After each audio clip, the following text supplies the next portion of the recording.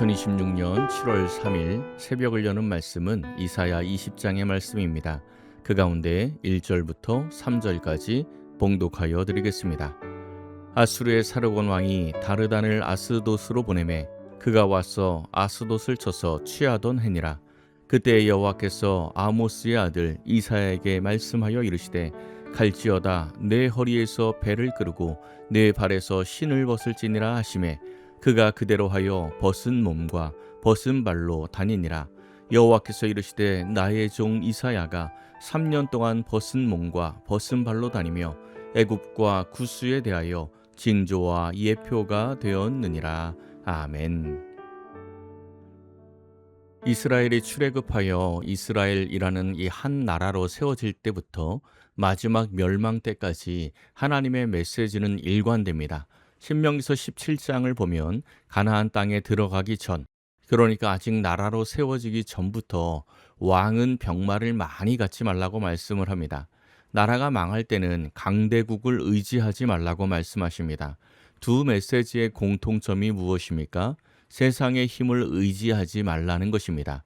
결국 이스라엘의 싸움, 즉 하나님의 백성의 싸움은 늘 이 싸움입니다. 눈에 보이는 세상을 의지할 것인가? 아니면 하나님을 의지할 것인가? 눈에 보이는 세상은 강력한 힘이 있어서 의지하기가 쉽습니다. 그런데 하나님을 의지하려고 하니 하나님은 보이지 않고 말씀만 주시는데 그 말씀도 당장 이루어지는 말씀이 아니라 언약의 말씀입니다. 그러니 이스라엘이 약속을 믿지 못하고 자연히 강대국을 의지하다가 멸망의 길을 가게 되는 것입니다. 지금 우리 신앙의 싸움도 이와 같습니다. 회개는 돌이키는 것입니다. 세상에서 가던 길에서 돌이켜서 예수님이 원하시는 길을 가는 것이 회개입니다. 그런데 예수를 믿는다 하면서도 세상에서 가던 길 돌이키는 것이 아니라 더 잘 가는 것이 목적이라고 하면 아직 예수님을 만나지 못한 것입니다. 제대로 예수님을 만난 사람은 삶의 방향과 가치관이 뒤집힙니다. 더 이상 눈에 보이는 세상의 힘을 의지하거나 추구하지 않고 세상과는 반대되는 삶을 살게 되는 것입니다. 오늘 말씀은 짧은 내용인데 결론은 동일합니다. 세상의 강대국 애굽과 구스를 의지하지 말라는 것입니다. 1절입니다. 아수르의 사르곤 왕이 다르단을 아스돗으로 보내매 그가 와서 아스돗을 쳐서 취하던 해니라. 아멘.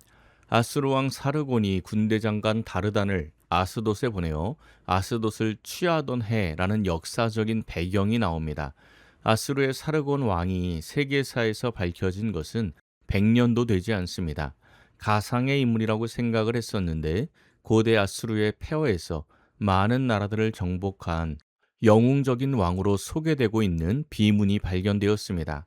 성경 속에서는 후일 히스기야 왕 때 유다의 모든 성읍들을 공격했던 사네립 왕의 아버지입니다. 이토록 강한 왕이 아스돗을 침공했습니다. 블레셋의 수도이고 3년 뒤 마지막 침공 때 완전히 점령을 당합니다. 사르곤 왕의 블레셋 첫 침공 후 망하기 전까지 하나님께서 이사야 선지자에게 명령을 내리시는데 기이한 명령을 내리십니다. 2절입니다.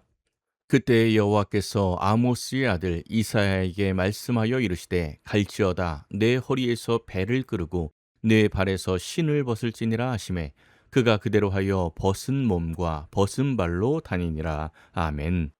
옷을 홀랑 벗고 신도 벗고 벗은 몸과 벗은 발로 돌아다니라는 것입니다. 엘리야 선지자는 왕실과 대척 관계에 있었던 선지자였다면 이사야 선지자는 왕실에서 활동하는 선지자였습니다. 왕실 선지자의 체면이 있지 참 이상하고 부끄러운 명령을 내리셨습니다.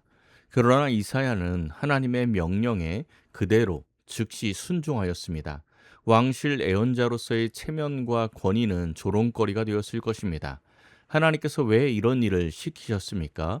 3절을 보면 이사야 선지자가 3년 동안 벗은 몸과 벗은 발로 다니는 것이 애굽과 구스에 대한 징조와 예표라고 말씀하고 있습니다. 어떤 징조와 예표인지 4절입니다.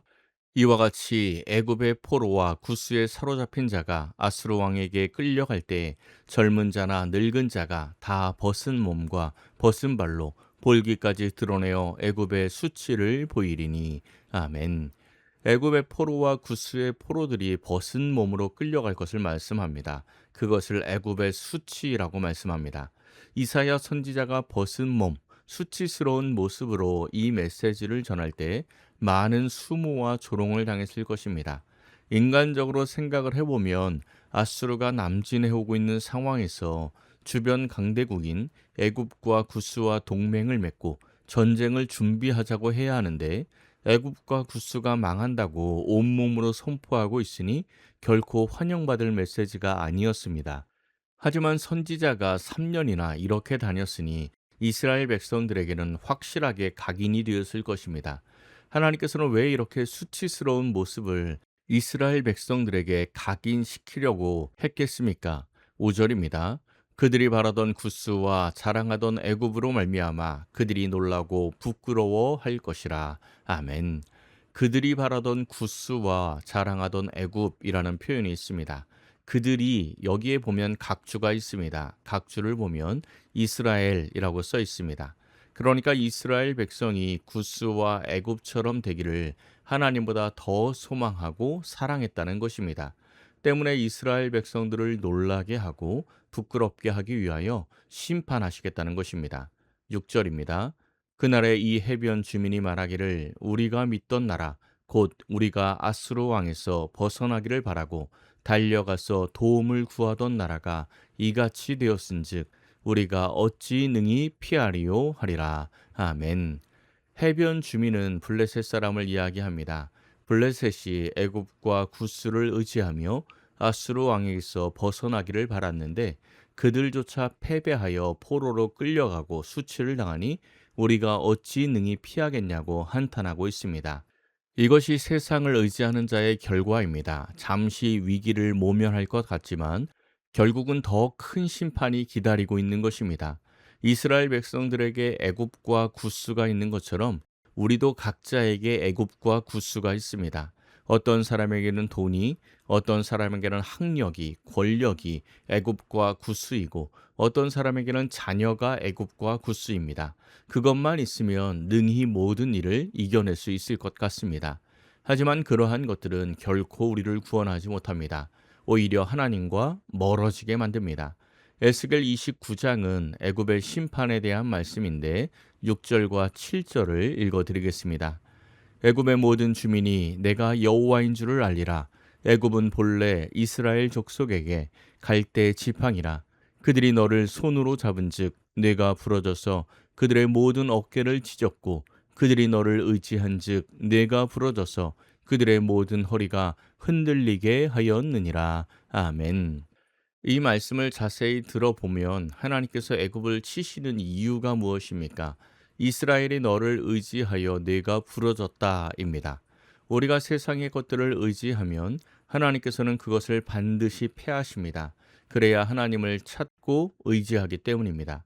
아이들 공부하다가 쉴 때 하라고 게임기를 줬는데 공부 안 하고 게임만 하면 그 게임기 빼앗기는 게 당연지사입니다. 게임을 패하는 것입니다.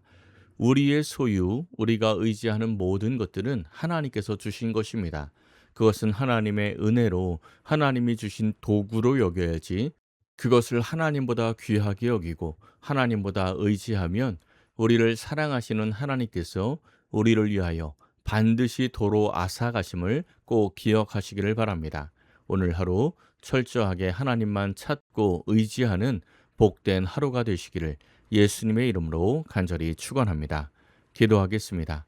사랑의 하나님 감사합니다. 이 한 주간도 말씀과 기도로 보내게 하시니 감사드립니다. 아수르와 같은 거대한 장애물을 만날 때 하나님을 바라보기보다는 애굽을 소망하고 구스를 의지할 때가 참으로 많이 있습니다. 하지만 우리가 의지하는 세상의 모든 것들이 다 심판당하게 될 것을 깨닫게 하옵소서. 오직 하나님 바라보게 하시고 오직 하나님만 의지하는 복된 성도들이 되게 하옵소서. 오늘 하루도 새벽마다 기도하는 성도들을 축복하사 손이 수고한 대로 먹는 복되고 형통한 하루가 되게 하옵소서. 모든 것을 감사드리며 우리 주 예수 그리스도의 이름으로 기도하옵나이다. 아멘. 오늘 말씀을 생각하고 하루를 결단하며 깊은 기도의 자리로 나아가겠습니다.